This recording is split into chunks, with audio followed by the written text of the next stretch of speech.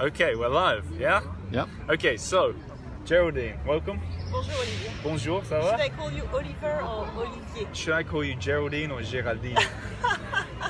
Geraldine is okay in English. Okay, so I'll call you Oliver. That sounds like a fair trade. We're sitting for a walk show. We're here, there's Bob is in the corner.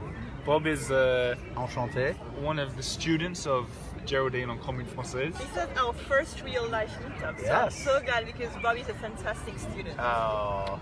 And we've got Eiffel Tower. What we're doing is, I'm not even filming today, we've got a top Eiffel Tower listener behind the camera, and the whole Buttes Chaumont Park is filled with Eiffel Tower listeners who don't know it yet.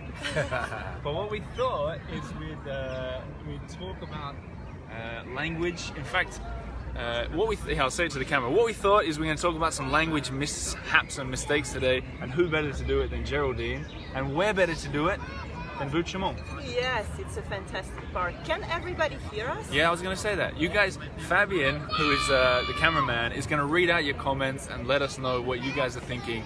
And I've encouraged him to interrupt. So if you got something to say, just say it, including if you can hear us or not. We might need to speak louder than normal. But the plan is we're going to chat for about 15-20 minutes and then take you for a little look around Buttes Chaumont. Sound good? Fantastic. Great. And we'll wait till someone says that they're watching or that they can hear us, so we know that we're not talking to a silent audience. Juan is saying hello, you too. Oh, Juan. Okay, thanks, Juan. There you go. That's not a hello for you, though, Bob. And he's hearing you fine, so Great. sound is working. Okay, good. So, But you have to speak a bit louder, apparently. or maybe we can just slide down a little bit. Okay. So, Geraldine, Yes. the reason that we got talking was we were talking about President Macron and his faux pas. So, can we just discuss that and get the first what happened and what can we learn from it? I don't know if people in the audience heard about that. You didn't. I did not, no. So what happened is that I think last week, Yeah. President Emmanuel Macron was in Australia, in your country, Yep. and he wanted to be nice to his hosts, who were the Prime Minister and his wife, and he said, "Thank you, your wife is delicious." And in French it works, but we heard that. But he said it in English. He said, he has it when he speaks English. He has a strange accent. He has a very strong accent. What is it, like a German accent or I something? think it's more of a textbook, like people who learned at school accent. Should we imitate it? Do you go to It's prison for doing that in France? He said and he sort of lisped a bit. He said, "Thank you, Mr. Turnbull, for having me and for your delicious wife." That was it, right? Yes, absolutely. And he didn't mean what did he mean? Well, I think he made delightful, or he wanted to translate delicious in French, which works. It's charming and thankful, but it seems that in English it's not the same. Not at all. You can't. It's like a lecherous old man would say that you're delicious. No one would say that. In French it has this charming idea, but in France being charming is part of the job, and it's not necessarily offensive or sexual. It's just being nice and complimenting someone. I think, Fabien, you would do the same. Yeah, definitely. So- Fabian, if anyone's just tuning in, is the cameraman who is the one maybe you can hear laughing and who's going to read out all your comments. Yep. And we can involve him. Would you call someone délicieux in French? Not really. I think that was a mistake, but not something they did on purpose, obviously. But would you do it in It's French, Very though? easy. Un Not couple really. délicieux. It sounds a bit old-fashioned. Very old-fashioned. And that's the way that Emmanuel Macron speaks. He speaks a bit of an old-fashioned French, Yeah. very literary. So it doesn't surprise me from him to hear that kind of French. Even though he's only 40 years old. He's a very high intellectual man. Yeah. So from him it doesn't surprise me. He used worst expressions in the past. Yeah. So it's absolutely. What do you mean he's used worst expression? He used poudre de perlimpinpin. Oh, I remember that. Yeah. No, What was it? no one would use that, but Poudre he de would. perlimpinpin. Yeah, it means like a magic powder. Fairy dust. Yeah, Fairy dust, okay. It's magic. But Fabien and I wouldn't use this expression, but we know it. And if he uses this kind of expression, it makes sense that he uses old-fashioned French. The guest on the most recent podcast that came out, is no one commenting, Fabian? I thought you'd be a bit more. No. They're There's a few sweet. comments, Okay. but It's Australia, Oh, it's people, and to okay. all the people who are watching this on replay in America or Australia or whatever, welcome to you guys too. Sorry you won't be commenting live. But what I was going to say is the episode that came out on my show on Monday, the guy was talking about how Alain Juppé, another French politician, said "J'ai la pêche, j'ai la super pêche." Yes, What do you think about that? it's fine. It's not. It means you're very motivated and lots of energy, and it's slang, but it's familiar. It's not vulgar at all. Some were criticizing him for talking like he wasn't 80. There's a I've got a question from Catherine, who is asking why is Macron speaking like antiquated? It's not antiquated. It's like more old. literary. Do you think it's from I guess he did the ENA political school? Maybe they have a way of learning English which is different from other schools? I agree. He has a very textbooky English, and he has an accent that sounds like he's never really been abroad. But also he's a president, so we kind of expect him to speak properly. It's a difference with what happened before with other of our presidents. But I like the way that he speaks a bit old-fashioned because it's very elegant. Yeah, he speaks a lot better English than almost every other French politician Yes, at the moment. which is sad. Well, let's get real. He speaks better English than Donald Trump. Whoa, okay, yeah. Guess where my proclivities lie. So he tries to be elegant even in his English, but that was a very fun mistake. Thank you for the question, Catherine. And if anyone's just tuning in and wondering, what the heck? We're not doing much walking.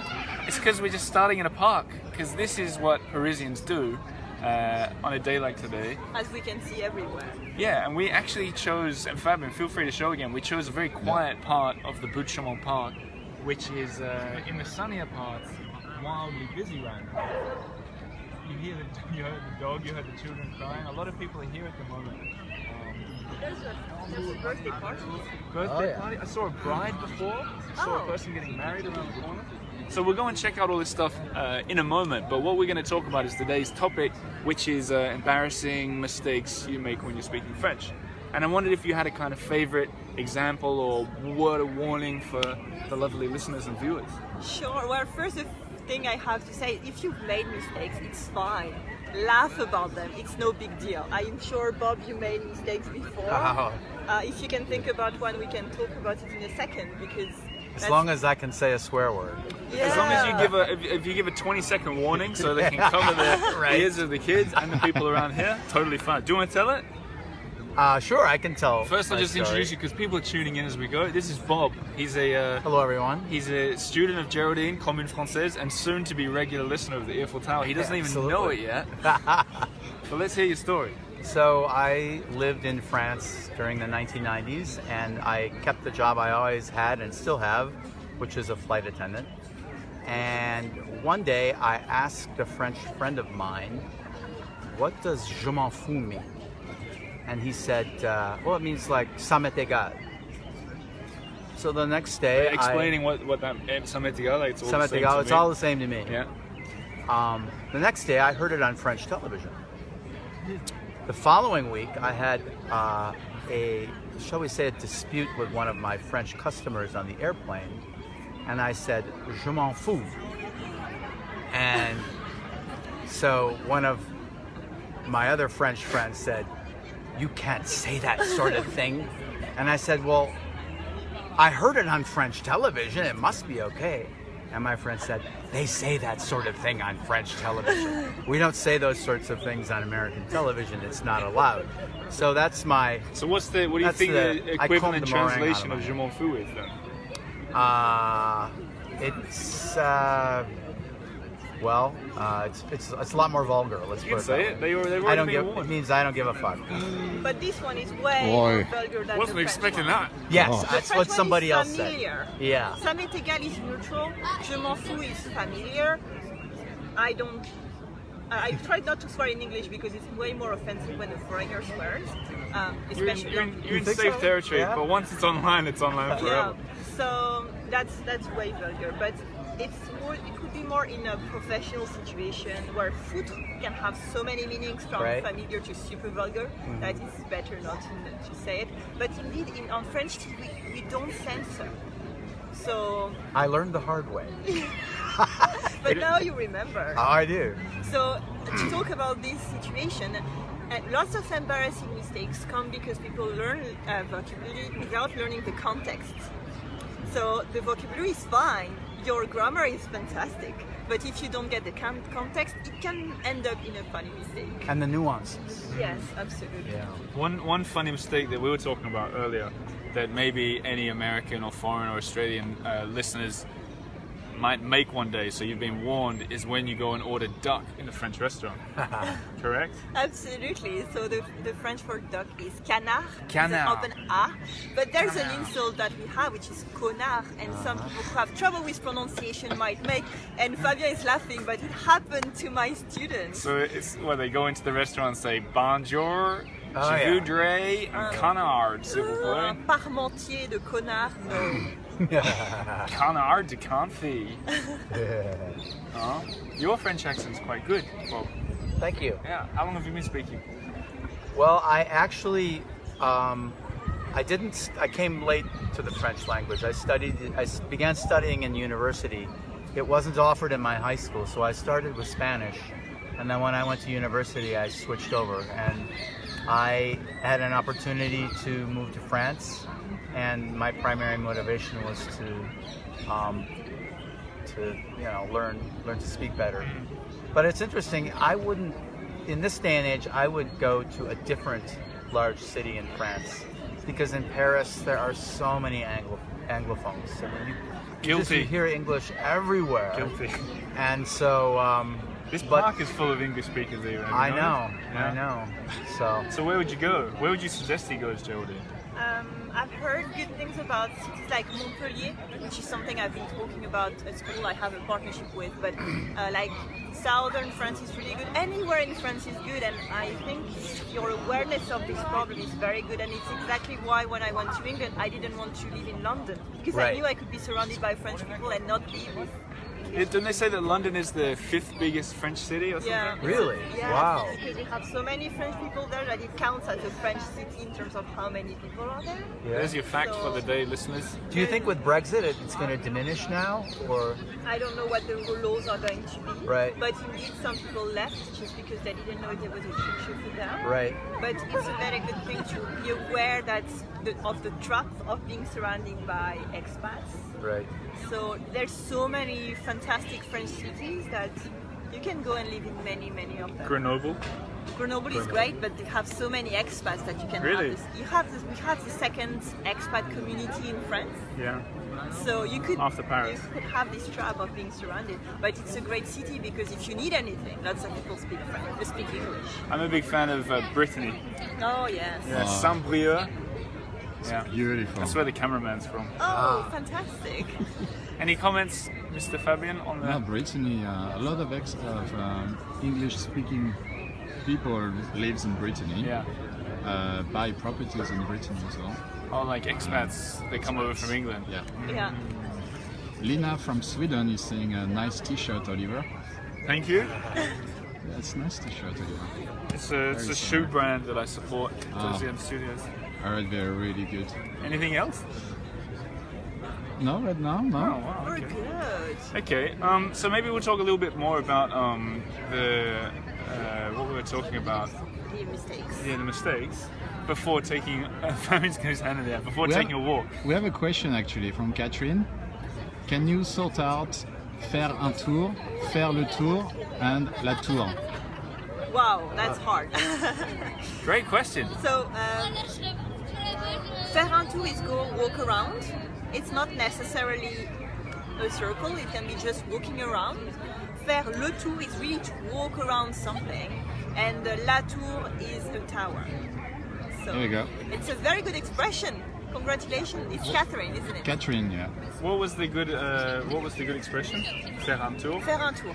And that just means go for a stroll or something. Yeah, absolutely. So on peut faire un tour. Ici, Yes. like that. Et on va faire un tour. On va faire. On va en faire fait, un tour. Aujourd'hui. C'est comme flâner. Maintenant. Yeah, but And for flag Karen is a funny Gay, thing the shoe because- brand is Deuxième Studio. Deuxième Studios. I'm not gonna lie, it's the shoe brand of my fiance. Wow, that's so cool. So well, of course I'm gonna support. Yeah. Great shoes. Only for women though, so I don't wear the shoes. I just wear the t-shirt. What were we talking about? Mistakes. Yes. What was the other one that we talked about before? We talked about many. We talked about preservatives. Oh, the classic. Oh, I have a preservative. story about that too. You see, I told you it happened. So, preservatives, it's to preserve food in English, and you might want to talk about it, to talk about organic food and homemade food, which is very popular in France. And unfortunately, preservative doesn't translate to preservatif. That's a very common for them. So if you're saying that there are no preservatives in food, you're talking about condoms. So let's just get this straight. The word in English, preservatives, means preservatives. And if you're going to guess when you're speaking French that it's préservatif, you've guessed wrong because you're saying condoms. Yes. And so how can that ruin you? Because you're saying that there are no condoms into the food you just made. Do you have a story to share about Okay, that? is this a true story? Because we were discussing it these is a stories are true story. Okay. It's not a shaggy dog story. It's a true story. So, Why is it called a shaggy dog story? oh, maybe that's an American What expression. is that? I don't know It that. just means like a story that somebody embellishes a little Okay. bit or something like that. Okay. But yeah, I was in a restaurant and there were some English-speaking people next to us In France. in France, and one of the women wanted to order dessert, and so she said, "Well, I wonder if that has preservatives." So she said to the waiter in French, "Est-ce qu'il y a des préservatifs dans le dessert?" And the waiter, just without cracking a smile, said, "We do not put condoms in our desserts." You said it in English. In English, yeah. Oh, that's a good one. Someone else must have done it before. Oh yeah. It's a minefield. French can be a minefield, but we were talking about this before. I think even if you're learning the language, it's best to make a mistake and look stupid for two reasons. Because first, if you feel no fear, then you're gonna advance better. I think maybe you agree with that. But secondly, you get these great stories, and they're so worth being able to tell the stories about the time you asked about the condoms and the dessert. You know, it's worth it, I think, to make those mistakes. I call it free vocabulary. Free vocabulary. Because you will never forget. You don't have to study that again. You will always remember. Whereas true. so many other words, I have to look up again and again and again. Whereas when you make a foolish mistake, it's yours forever, right? And you're not the first one or the last one. That's right. On that note, shall we faire un tour of this area Absolutely. and make it like a walk show? Sure. All you guys, all the You have to synchronize walking and We're all following you. Okay, so what we're gonna do is oh look, I can show the tote bag too. Tote bags on sale, new. You seen this? The lunch pack. of Notre Of Dame. Notre Dame. I Ah, love it. that's I love fun. it. They're on the That's great. website. If I'd have known you'd be here, I would have got you one. Oh, I'll totally order one. All right, there you go. So we're gonna, Fabian, you're gonna follow us, and we're gonna show you guys Buttes Chaumont while still talking about language. Yes. That's the challenge, and we're jumping over the fence to start. That's transfer expensive. So, let's start by showing what I call the Indiana Jones Tower. You can just show it, Fabian, and we'll walk behind it. Is this the best way? Yeah, why not? And then Geraldine and I will sort of keep chatting. But she's in a bag. We've lost her. Come on. So what we're doing is we're going to show you a little bit about this cool Buttes Chaumont thing. And as I told you before, all the people are out in the sun, and there's still a little bit of sun. Ooh. Wow. We almost had a fun thing. Yeah. It's all for the video. So Oh, let's get wow. down to the park.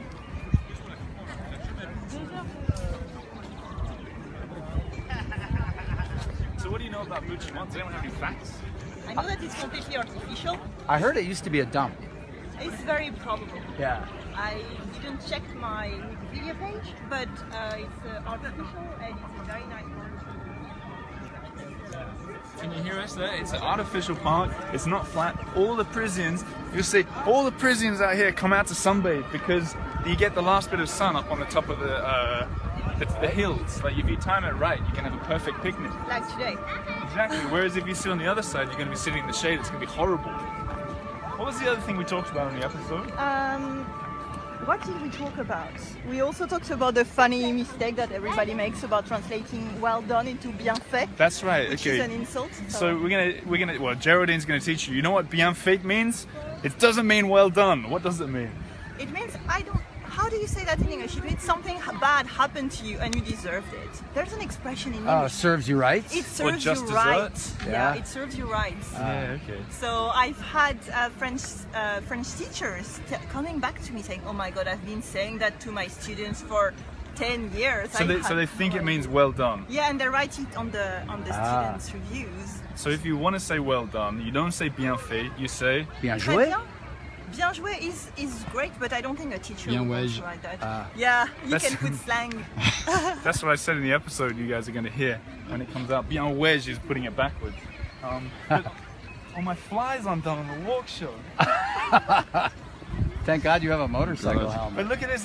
Yeah, right. We show if any of you guys, I don't know if you've ever been to Buttes Chaumont before, but like it's this beautiful, even though it is fake, like we said, there's this beautiful, what do you call it, stream running down to this cool lake that we're going to go to, complete with Indiana Jones waterfall as well.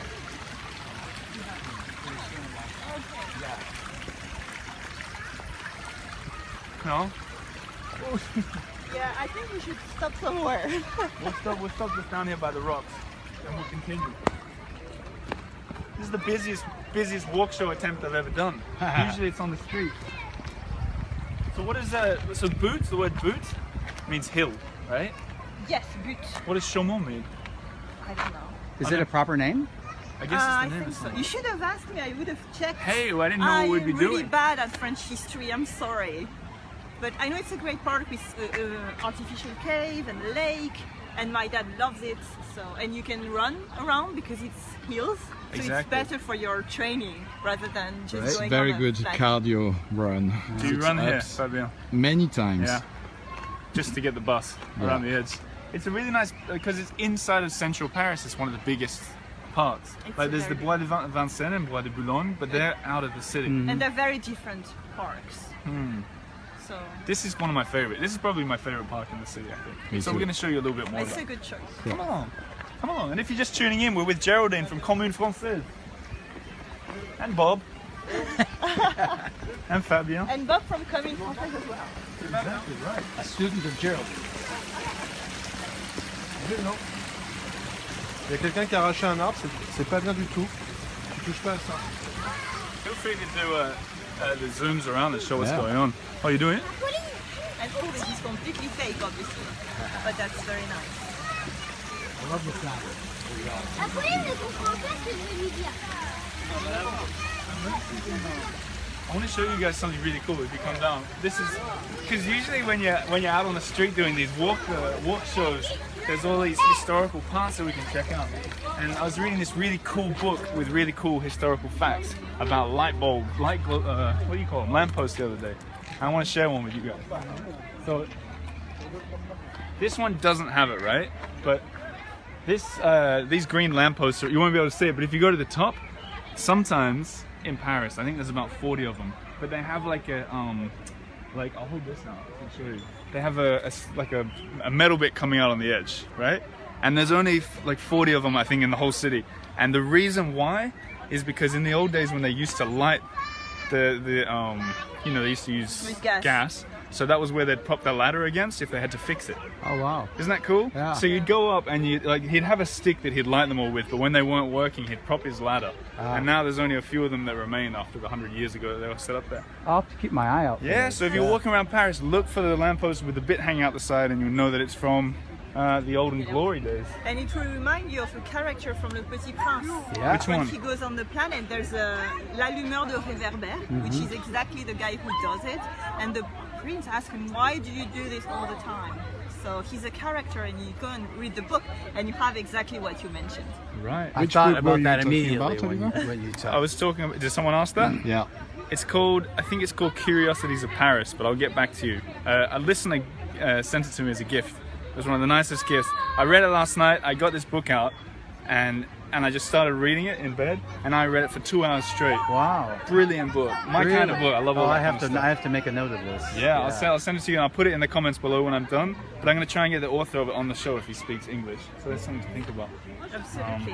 And cool. in Paris, if you see like stuff on this color, you can get water from them as well, and it's free drinkable water. Oh, the water fountains, the Wallace fountains. Yeah. Not the big ones, just small ones. Fabulous.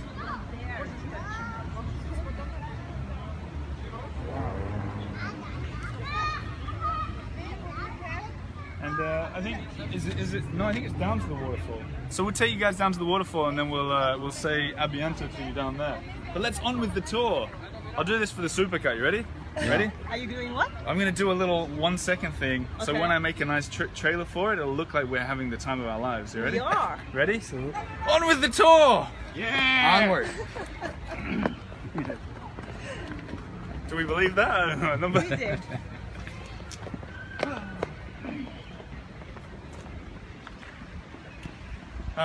So we're in the 19th arrondissement of Paris. The up and coming arrondissement, if you ask me. Where it's kind of more likely to find maybe phone repair shops and this way, I think. Yeah. Phone repair shops and like various restaurants than the trendiest coffee place in the city. Fair, I think. Fair comment. Fair. But it's really up and coming, so you're going to find a lot of these cool new places at the moment. Look at that beautiful Gorgeous. flower. Anyone knows the name of that flower? I don't. I think it's Stephen. Not sure. Anyway, but this park is right in the middle of this arrondissement, which is where tourists maybe don't typically come, so it's sort of out of the way. We might have to raise our voices for this one.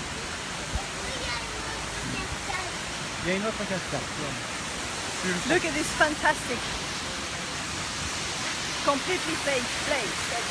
So come in and we'll take a look, and then it'll be really loud. So check the person on the one wheel over there. Oh, You yeah. guys see that? Yeah, that's what happens when you come to Paris. There's another. Oh, it's show a there. photo shoot as well. Now we talk to the camera like we're crocodile hunters or something. So here, you've got it, the biggest man-made waterfall in Paris. Any thoughts? Yeah, wonderful waterfall.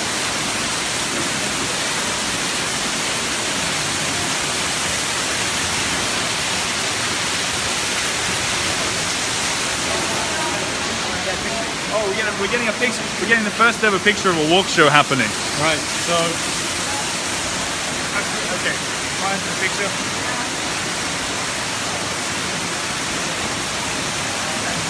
And then, Buck, can you take one that's got Fabi and then taking the picture of us? Got a poor network connection. Yeah. Okay, let's do like that. I'll just wait.